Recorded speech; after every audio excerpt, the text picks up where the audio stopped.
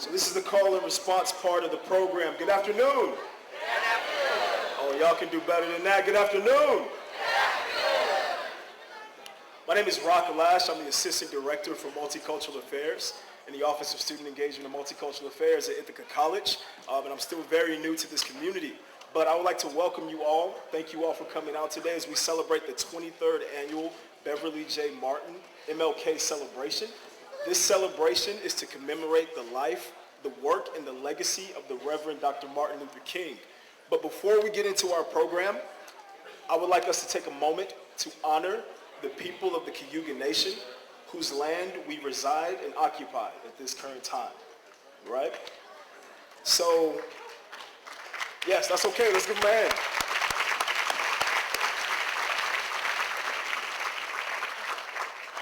So oftentimes we like to associate Dr. King with dreaming, but personally I've come to believe that we can't begin that dreaming process until we actually take the time to acknowledge the truths that surround us and the truths that got us here, right? So we're going to move right into our program. Please help yourself to food. There is plenty of food. I think we have an option for every food restriction or every food preference, all right? Please feel free to get up and help yourself. So at this time, I would like to introduce Mr. John Simon and Mr. Cal Walker. My name is John Simon. This is my good friend, Mr. Cal Walker. Hey,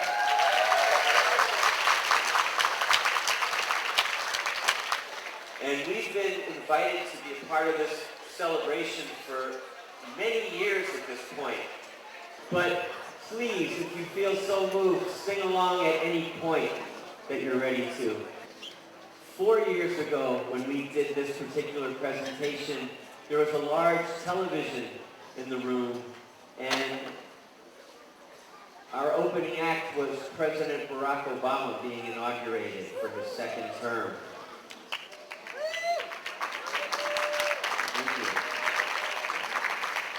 Opening for Barack Obama was Beyonce singing the national anthem. So by default, our opening act back then was Beyonce. Yes. But times are different and things are different. So we have 3 songs for you this afternoon. And they're songs about unity and songs of hope we hope. And this very first one is one that was written in this very building about 6 years ago with a bunch of 5th graders. It's called Bridges, and it was for their science fair. They wanted to they commissioned a song about bridges, but in the process of writing it, we talked about not just physical bridges, but also connecting bridges between peoples. And bridges is fundamentally about connecting one thing to another. And for those of us who have been paying attention, which I hope is everybody, there is a lot of talk in this country today about the construction of not a bridge to build, but a wall to separate. And walls can be both physical and philosophical.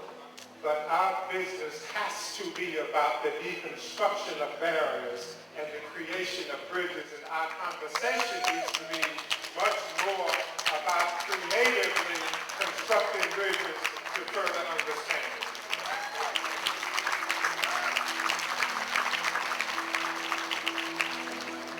This one says, bridges can bring us together. Bridges can cross a divide. Bridges can bring us together. Bridges can cross a divide. Bridges can cross a divide. Bridges can bring us to peace. Bridges can bring us to peace. Get us on the same side. Get us on the same side. Bridges are made of many things, connecting me and you. Steel, concrete and cable lines, trust and friendship too. Bridges, bridges bring us together. Bridges can cross the divide. Bridges can cross the divide. Bridges can bring us to peace. Bridges can bring us to peace. Get us on the same side. Get us on the same side.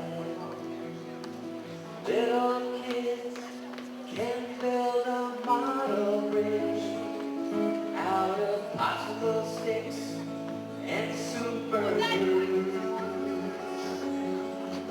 Everyone, come join your hands.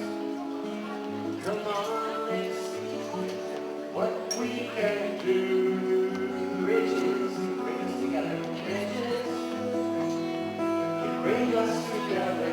Bridges can cross the divide. Bridges can cross the divide. Bridges can bring us to peace. Bridges can bring us to peace. Get us on the same side. Get us on the same side. Get us on the same side. Get us on the same side. Get us on the same side. Get us on the same side. Let's be bridge builders.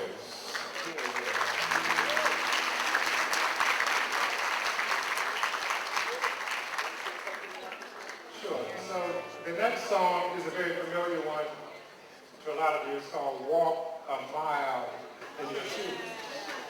Walk a mile in your shoes. And what does that mean? Fundamentally, it means, look, we ought not judge or criticize anybody until we have taken the time to try to see from their perspective. We need to learn and know and appreciate how other folks feel. And so a lot of that can come from dialogue and earnest conversation that ultimately emanates because we have taken the risk, we have taken the chance, we have ventured to be proactive in building bridges. This song was written here in Ithaca by a friend of mine named Jan Nigro. And he's got a group called Vitamin L, and if you are under the age of about 32, you have seen them perform in local schools. They've been doing this for about 28 years. It says, I want to walk a mile in your shoes, I want to walk a mile in your shoes, I want to know what you think and what you feel, and I really want to walk that flat, a mile in your shoes. Sing with me.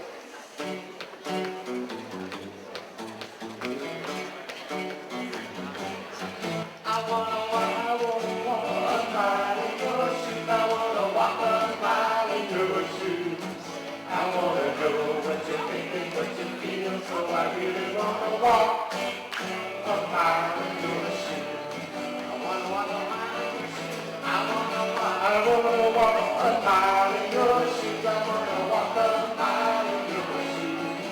I want to know what you think and what you feel, so I really want to walk a mile in your shoes. Remember that fight that we had? Why did we both have to lose? It's because we both walked away mad. Instead of walking a mile in each other's shoes. I wanna walk a mile in your shoes. I wanna walk a mile in your shoes. I wanna know what you think and what you feel, so I really wanna walk a mile in your shoes.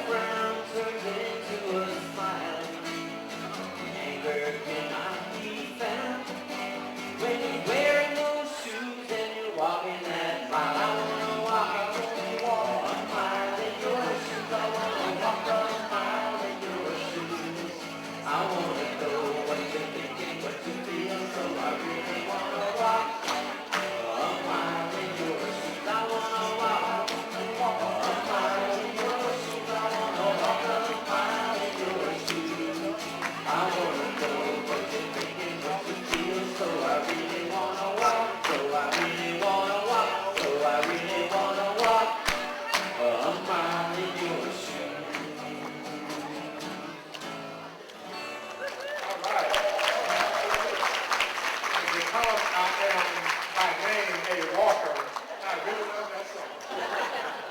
So the last song that we're going to do is one that I'm sure everybody knows. And you're roughly Johnny my age and even younger. You probably learned this song as a child. But here's the interesting thing. First of all, the song is "This Land Is Your Land, This Land Is My Land." Now, here's the thing. There is a verse that I never knew growing up. And that verse says this. We're going to sing it for you today. The verse says, "In the shadow of the steeple, I saw my people. By the relief office," that's the welfare office, "I saw my people. And as they stood there hungry, I stood there asking, is this land made for you and me?" Now there's a reason that as we learn that song, for whatever reason that verse wasn't included. There you go. You never heard it, we never heard it, but you're going to hear it today. You're here. And this is our last one. This is probably your last chance to sing all together with guitar accompaniment, professional guitar accompaniment. So, and they do say that people who sing together thrive together and live longer together and more fulfilled lives. This land is your land. This land is my land. From California to the New York Island. From the redwood forest to the Gulf Stream water. This land was made for you and me. As I was walking that river highway, I saw above me that endless skyway. I saw below me that golden valley. This land was made for you and me. Here we go. This land is your land. This land is my land. From California to the New York Island. From the redwood forest to the Gulf Stream water. This land was made for you and me. As I was walking, heard not the words now. Now I'm in trouble. But you remember, it's not about the words. It's about singing with everybody here. Here we go. This land is your land. This land is my land. From California to the New York Island. From the redwood forest, I was walking water. This land was made for you and me. In the shadow of the steeple, I saw my people. By the relief office, I see my people. As they stood there hungry, I stood there asking, is this land made for you and me? Everybody sing, this land is your land. This land is my land. From California to the New York Island.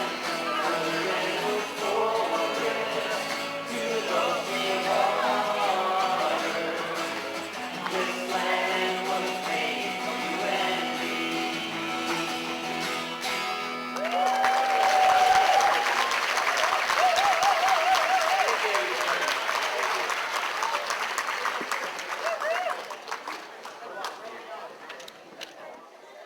Mr. Kyle Walker and John Simon, please give them another hand.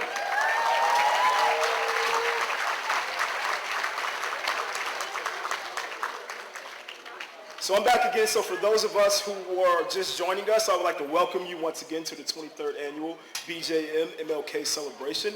At this time, I would like to honor the committee that is responsible for planning and coordinating this event. If you are part of the committee, could you stand and wave so that people can see you? Please give them a hand.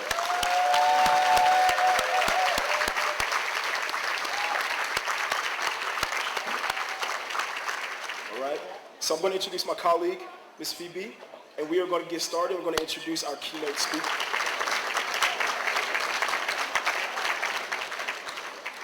Today is a very special day for many of us, for all of us. And MLK have definitely left his legacy of love, and that's how we'll overcome hate.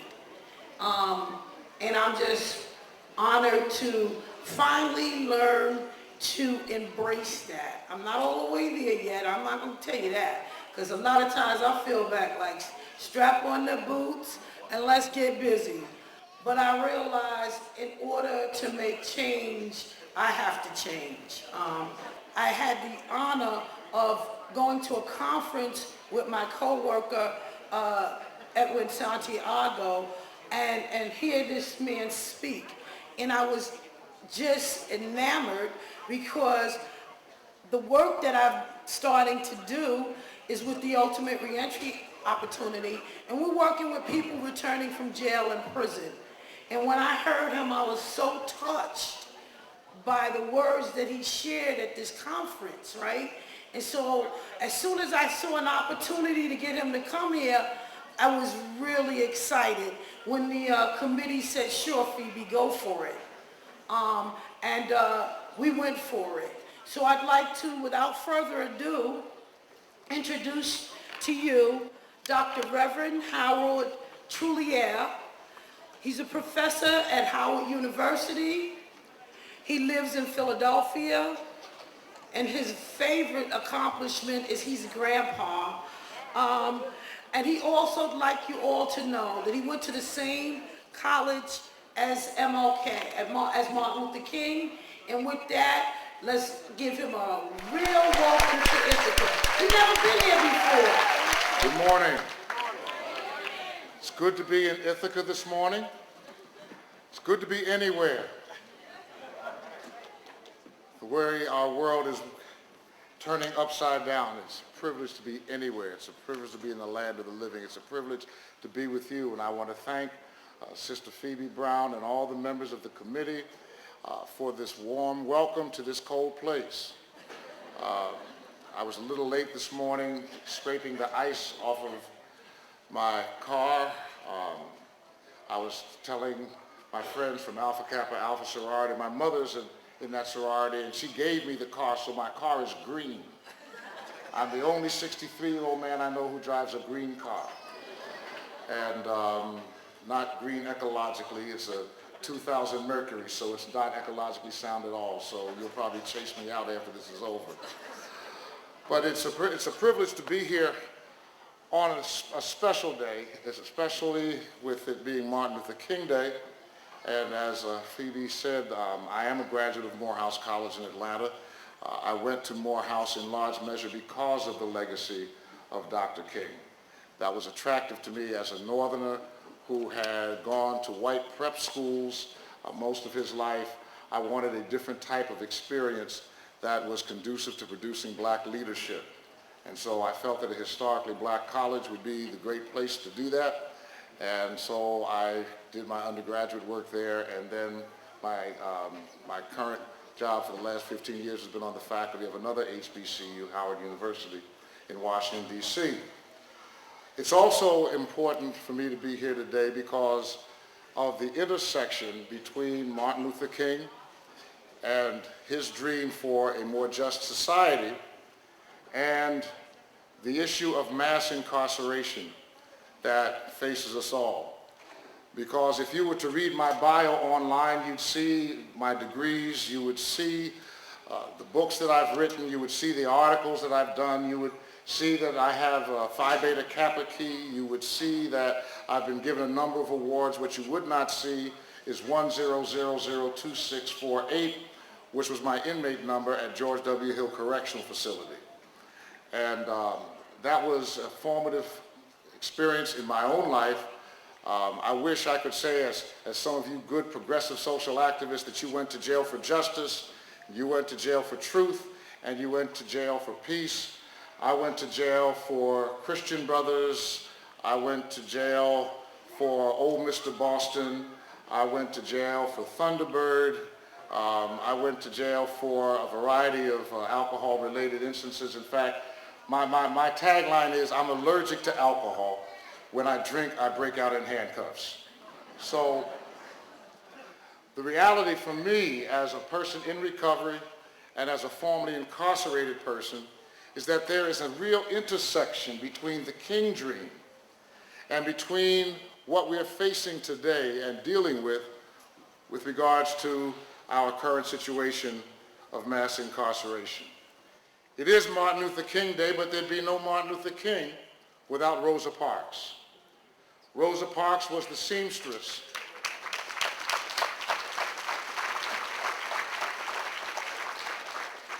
who refused to give up her seat on a public Montgomery bus on December 1st, 1955.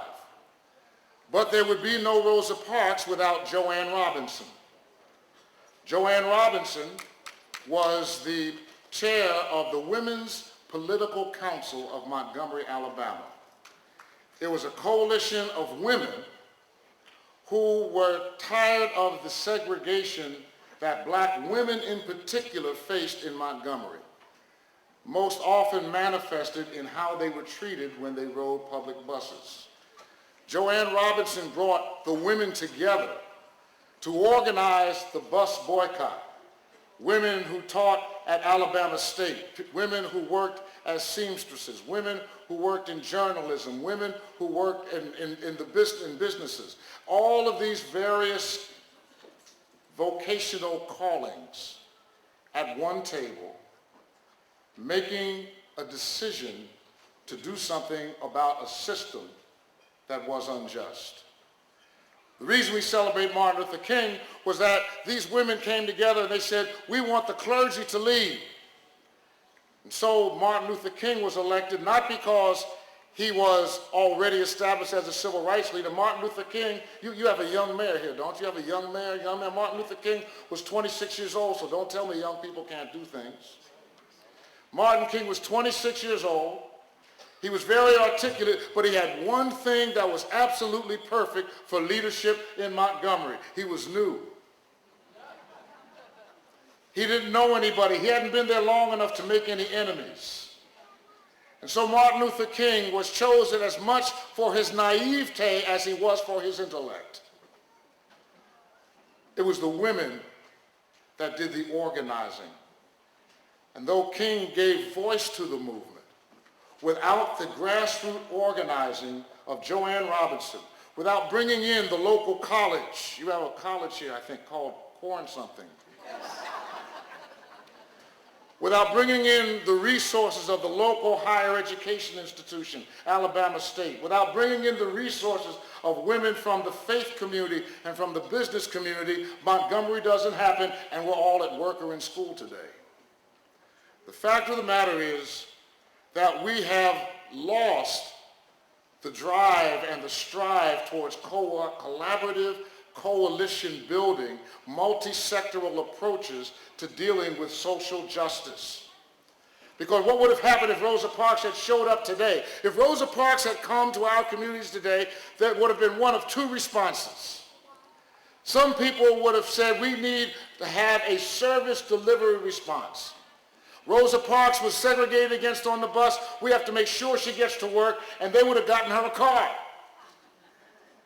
That's one way to get around injustice, help individuals deal with the injustice, overcome the injustice without changing the system. Service delivery is important, but you've got to deal with the system. And then there'd have been some good progressive folks who would have said, Rosa Parks got discriminated against, let's start a study group. Let's get a book about mass discrimination on buses. And let's read it together and see if in reading our study book, we can come up with some answers to mass discrimination, mass discrimination.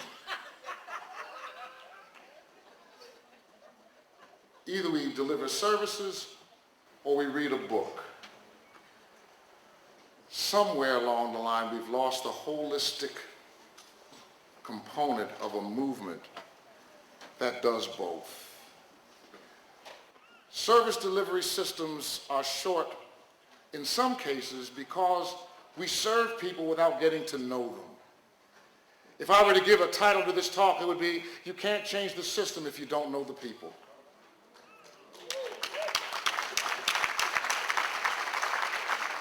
You can serve people and never really get to know them. I used to be a pastor, and when I was a pastor, we had a soup kitchen, and we used to feed more people than anybody in our section of Philadelphia. We had one rule: nobody eats twice, because we wanted to serve as many people as possible. So everybody only got one helping. One day, one of the ministers in the church came up to me and he said, "Pastor, we got a problem." I said, "What's the problem?" He said, "People are eating twice." I said, "They're breaking our rule." He said, "No, Pastor, it's worse than that. They come downstairs and they eat, and then they go outside and they change clothes with each other. And they come back downstairs and eat a second time." I said, so they're breaking our rule and they're getting over on us. They're fooling us." He said, "Pastor, you don't get it." He said, "If you and I changed clothes and went back downstairs, people would still know that you're you and I'm me. The only reason they can fool us is we don't know who we're serving." You can serve somebody without really getting to know somebody. You can do them a favor without engaging them in their full humanity.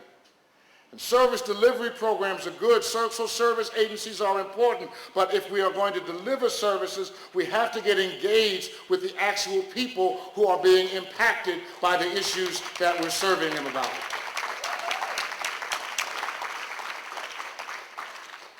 Policy people find it easier sometimes to get involved in systems change and never getting their hands dirty with the actual people that are involved in the system. They have this sense that if we can change the rules, everything gets better, but I don't want them necessarily in my yard, in my neighborhood, in my community.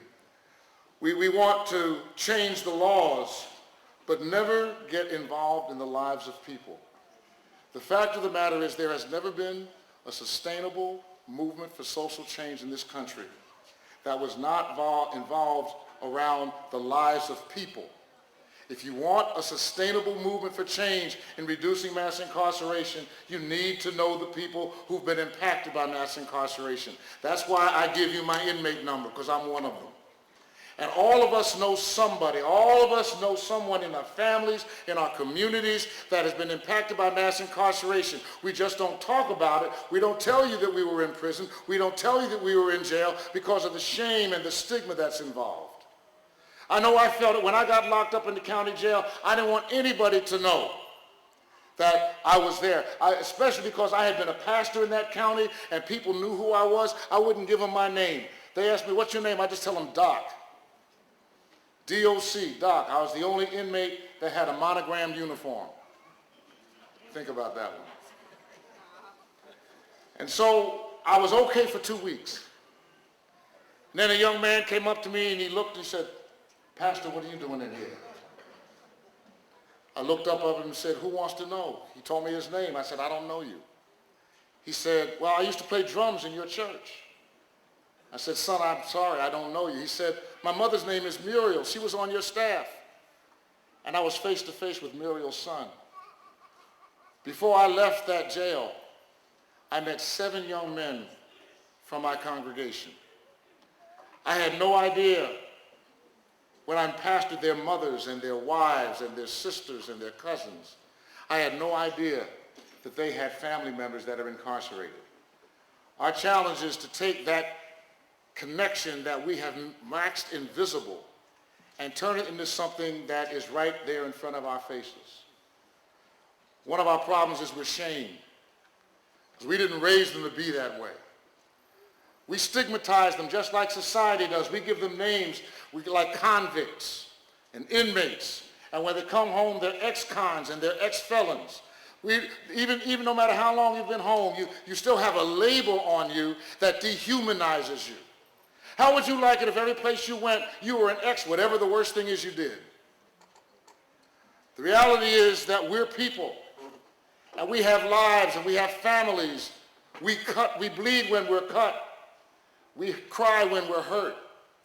And in order to make policy change effective, you have to connect with us who've been through the system, because those who are closest to the problem are also those who are closest to the solution.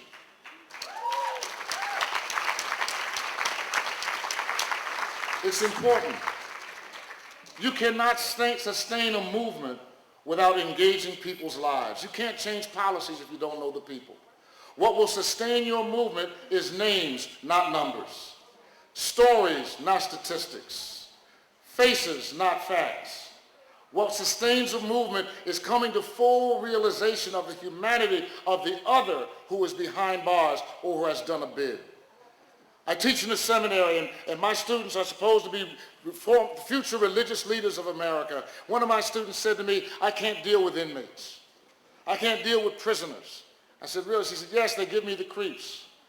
She had been driving through one of those little towns where when you run a stoplight, you have to pay your ticket right away or you go to the holding cell.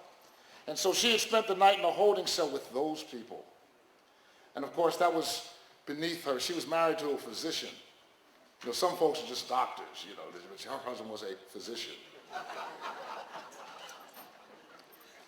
And I said, and you're a Christian. She said, that's right. She said, but I'm not, I can't deal with prisoners. I said, you're a Christian? You can't deal with prisoners? She said, no. I said, well, how do you read the Bible?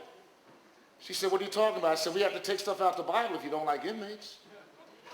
She said, really? I said, sure. If you don't like inmates, we got to take out the book of Genesis, because Joseph was an inmate. If you don't like inmates, we got to take out the book of Daniel, because Daniel was a two-time loser, and Shadrach, Meshach, and Abednego were on death row.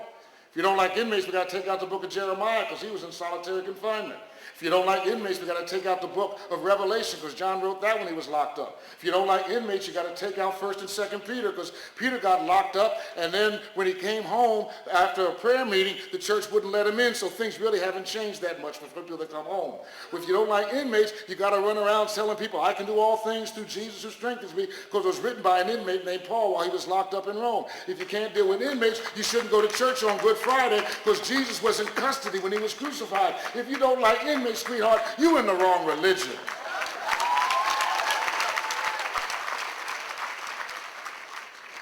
The shame and the stigma that we put onto men and women who are defined for the rest of their lives by one mistake keeps us from engaging them as fully human.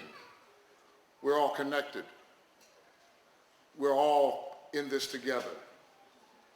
And if you don't know anybody who's been incarcerated, it's probably because of the shame and the stigma and the fear of telling the truth about our histories and our backgrounds. And so we deal with the shame and the stigma. I'm very fortunate. I go to a church that deals with the shame and the stigma. In the church that I attend, if you break the law and you get arrested, you get up in front of the church, you tell them what you did, you challenge the kids not to do the same thing, and then the church walks with you. My church wrote letters to my judge. My church showed up in court. This is the church I was a member of, not the one I had been a pastor of. They showed up in court. They wrote letters to my judge. And when I was facing a 5-year state prison sentence, the judge instead gave me 1 to 2 county because he wanted me to be close to my support network.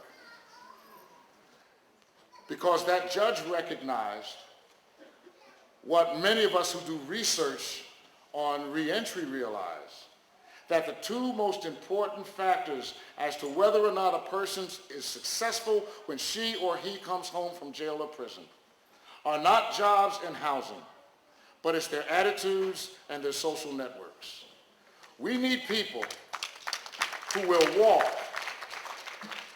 get engaged with people who are in the system and help them to have a proper attitude as they come home, and also have them get a social network that will reinforce positive values. Those 2 are more important than jobs and housing. Jobs and housing are important, but here's the counterfactual. I can get you a job, I can get you a house, but if your mind hasn't changed and your social networks haven't changed, you'll probably lose both of them.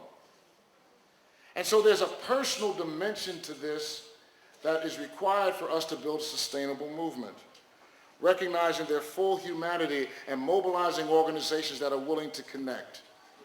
And when we begin to collect the stories of the men and women coming home, and we can come to understand what it means to be in an overcrowded state system or in an overcrowded county system, and we come to understand what it means to be over-sentenced in a federal system, when we come to understand how so many people's lives are made worse by incarceration and not by being made better, we will have the information and the data that we need to build the sustainable movement, and it won't be built on facts, it'll be built on faces.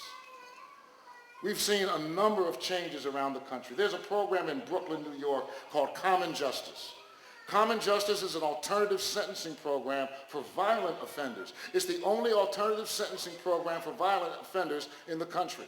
Most alternative sentencing programs target low-level nonviolent offenses. Common Justice targets people who have been convicted of violent crimes.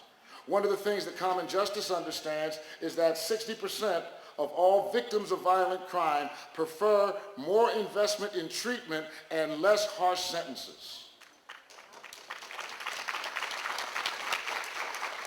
You can look it up, Pew Research Forum, 60%. I got colleges around me. Y'all look stuff up. 60% prefer more investment in treatment and less harsh sentences.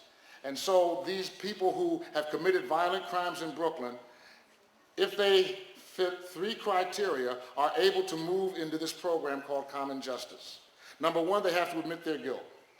Because those of us who have committed crimes, those of us who have been arrested, have to acknowledge our own complicity in our situation. Even if it was overzealous policing, even if it's unfair sentencing, we put ourselves most often in some type of position where our vulnerability is exposed. And so we have to take responsibility. So number one, they have to admit they did it.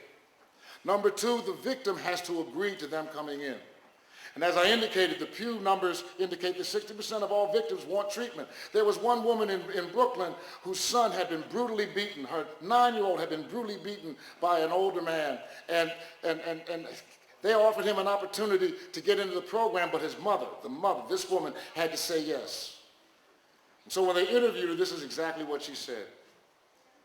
She said, if that man was standing in front of me right now, I would go and get my machete. Notice she didn't say a machete. She said, my machete.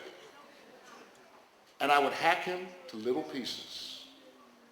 And I would take the pieces and put them in a bag and bury them under the floor of my basement and sleep soundly for the first time since he beat my son. But I also know this. If he goes to prison, he's going to come out worse than he was when he goes in.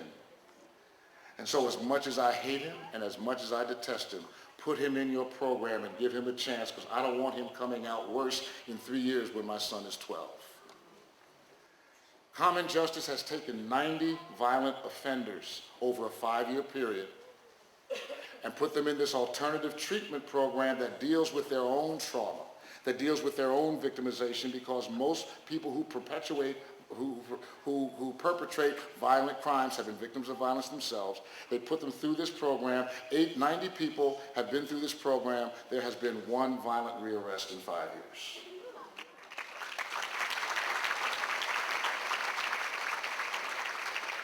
There are alternatives to incarceration. In New Jersey,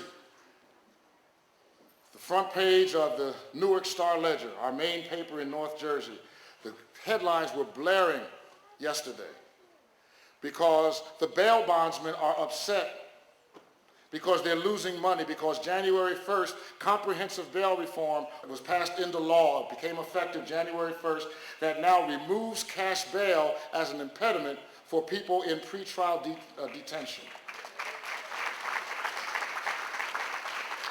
Bipartisan legislation. Governor Chris Christie, hey, look, a broken clock is right twice a day, okay?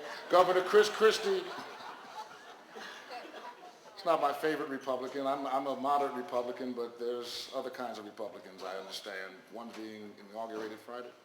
At any rate, Governor Chris Christie signed it into law, And now, instead of cash bail as the primary way of determining whether or not a man or a woman will have to spend their pretrial time before a conviction in jail because they don't have $250. Every person who is arrested and taken into the system will be given a risk assessment device to determine whether or not they are a flight risk, and then even more importantly, whether or not they are a community security risk. And they're working out the algorithms in Philadelphia to do the same thing. I hope they do that. I live in Philadelphia. When I read that you have 75 beds in the Tompkins County Jail, I started laughing because there were 75 of us in the holding cell. Because the county where I live, just outside of Philadelphia, the county jail holds 1,800. And it's overcrowded. So if we're working on bail reform in Philadelphia, if we've seen successful bail reform in New Jersey, there ought to be something that can be done in Tompkins County that will make overcrowding in our jails and the need for expansion without creative thought about alternatives disappear. The fact of the matter is, we've seen it. We've seen it in New Jersey. We're seeing it in Philadelphia. In Philadelphia, things are so bad that we now have the same number of people in our county jail system that New York City does. New York City has 8,000 people on Rikers Island. Philadelphia has 8,000 people on State Road. And New York City has 5 times the population that New York City does. The reason is very simple. Philadelphia's antiquated bail system that keeps people locked up. 60% of those 8,000 people have not been tried. They are in detention. You do the math on 60% of 8,000.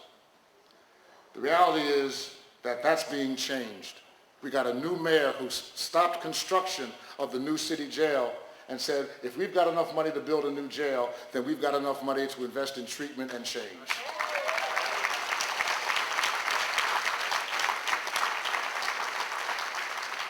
And I'm away from home so I can say this. Our old mayor that helped ramp things up looked like me, and the new mayor who wants to change things doesn't look like me. So at a certain point, I don't care what color you are. My question is, are you on the side of justice? Are you on the side of truth? And are you on the side of equality? I don't want an affirmative action mayor. I want a mayor who takes action for justice and will make changes. The men and women in those jails and prisons represent the future of change for this nation. We look at them as thugs, killers, animals, addicts. The fact of the matter is that they're all people and they're all capable of change. The best classes I ever taught were the 8 years that I taught at Sing Sing Prison.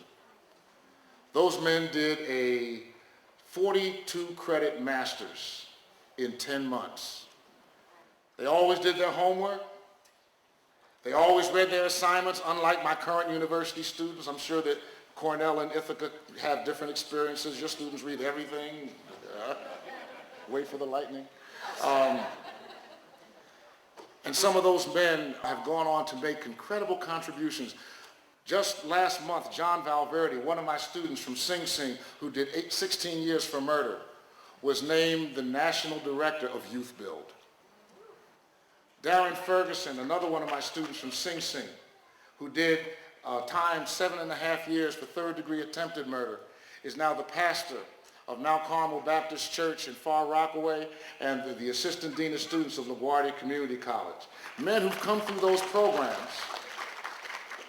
are world changers. It all depends on how you look at them. Howard Thurman was a theologian, former chaplain at Boston University, the first African-American chaplain at Boston University, chaplain at Howard University, 1911 graduate of Morehouse College. Thurman grew up in Daytona Beach, Florida, small rural community in the middle of the Florida Peninsula. And when Thurman was growing up in Daytona Beach, the neighborhood had one white family that was left. And they were very bitter about being surrounded by all of these black people in this community. They especially didn't like Dr. Thurman's family. He was being raised by his grandmother who was born in slavery. One of the things that his grandmother tried to do was to win over her neighbor through kindness and through generosity, and her neighbor was hearing none of it. In fact, the neighbor was so bitter about the Thurmans living next door that she went to her grandson and she said, I want you to go out in the backyard where the chicken coops are. And I want you to take a spatula and scrape the chicken manure off the floor of the chicken coop and dump it in the Thurman's backyard. Wait until they're watching so they'll know what we think of them. So the grandson went out in the back and he saw Mrs. Thurman across the fence, and he scratched the chicken manure off the bottom of the chicken coop and dumped it in the Thurman's backyard right in front of her face. Some months later, the grandmother got sick. And Mrs. Thurman decided that she was going to try to do something nice. Even though she knew her neighbor did not like her, she was committed to doing something to bless her. And so she took her antagonist a bowl of chicken soup and some flowers. And even this evil antagonist, this woman who detested her, melted at this act of kindness and generosity. She said, Mrs. Thurman, thank you for the chicken soup. I really appreciate it. Mrs. Thurman said, you're welcome. She said, and these flowers are beautiful. Ms. Thurman said, I grew them myself. She said, these are beautiful. The stems are so long and green. And the flowers are so colorful, and you're ahead of me, right? Mrs. Thurman said, remember that chicken manure you dumped in my backyard?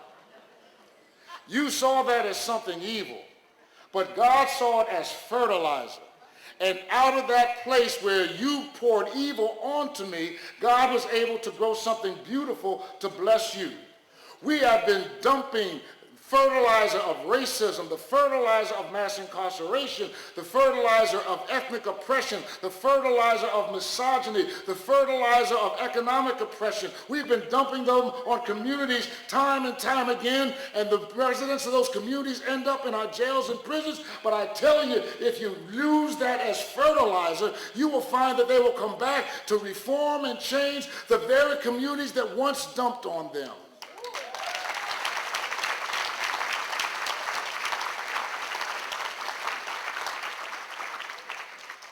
So when they start pouring fertilizer on Friday,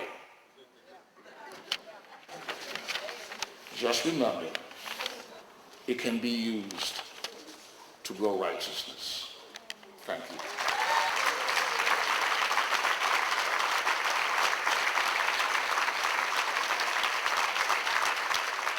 Is there anyone who'd like to ask some questions? Come on. My name is Sarah, and I'm standing here today as a member of St. Paul's United Methodist Church. We have 2 book groups going with the new Jim Crow community book read. So it's great that in the middle of that read, you're helping us know how to be gardeners. Because so far, our meetings have been mostly about how crappy this fertilizer is, and it's really depressing. But you give us the guidance to go meet the people, to connect with the faces, to learn the stories. My mind is going, and I'm thinking, how can our church group make some of those connections? And I wondered if you could make some suggestions. Sure. And I imagine there's other church groups in Ithaca who might have the same question. Sure. Thank you. Thank you. That's a great question. I run a national project called Healing Communities USA, and that's exactly what we do. We go and work with congregations to answer that question. And here's how we can connect. There are people in your congregation. If you are a member of a church, a synagogue, or a mosque, there are people in your congregation who have incarcerated loved ones and family members. And they're bound by the shame. What we tell people is start with your own church, start with your own congregation, start with your own mosque, and help create the kind of an atmosphere and environment where they're willing to come forward and say, my son, my daughter, my grandson. One of the things that we do, for example, is we have a website, we've got sermon ideas, Bible study ideas that begin to do a culture change within the congregation. And then we recommend that the church do an altar call on a Sunday and just ask everybody who's got somebody in the system to come forward so we can pray together. It's a great way of doing self-identification. I get people all the time, well, there's nobody like that in our church. If you give them the opportunity, the pain, anybody here got somebody locked up in your family? It hurts. It hurts. You're upset. You're disappointed. And church is where you're supposed to be able to bring that stuff. So you've got these hurting people in the congregation who don't get to talk about what they're dealing with. But when they find out they're not the only one, when they feel like they have a space where they can say, this hurts and I need help. Been doing this 10 years. Never had an empty altar. The largest number of people to come forward were at a mega church in Baltimore. 400 people came to the altar. The smallest number was 9 at a small disciples church in Virginia. 9 people came up, but there were only 12 people in church that Sunday. And the pastor had been asking me to come for 2 years. And I said, I can't. She said, why not? I said, because your husband's in prison. And you told your church that he got a new job and he has to work on Sundays. That's why he doesn't come to church anymore. Until you can be honest about the fact that your husband's locked up, then it's going to be real difficult for you to help other people deal with the shame and the stigma. So when we did the altar call, those 9 folk came up. The pastor was one of them. She's snotting and crying all over the place. Her mother, who's very, very sophisticated, is aghast that her daughter would admit to this. But one of her members, whose husband was 10 years down on a 20-year bid, saw the pastor crying and grabbed her and said, I know, Pastor, I know. We're going to get through this together. The fact of the matter is that we have the capacity to heal each other and to walk with each other if we're willing to say no to the shame and the stigma. We can do this, and we've seen examples of it countless time and time again of congregations that are willing to surround. If you can cut through the stigma, everything else is paperwork. And so I recommend our website, and we can have another conversation also, but the little things, giving people rides to go visit, because the New York State prison is so vast, right? So you've got people everywhere from Auburn to Sing Sing to Green Haven to Arthur Kill, right? You've got people all over the state. And there used to be a very robust bus system to get people places. Now, it's less so. So giving people rides, little things that you can do like that to let the family behind know that they're supported. And then to adopt their loved one as part of your outreach to the prison. A lot of churches will go to visit the prison. We have a prison, we'll go visit the prison. But see, they only visit one prison. And see, they're really not visiting prisoners, they're visiting the prison. When, that Matthew 25, Jesus said, when you visited me, not you visited my facility.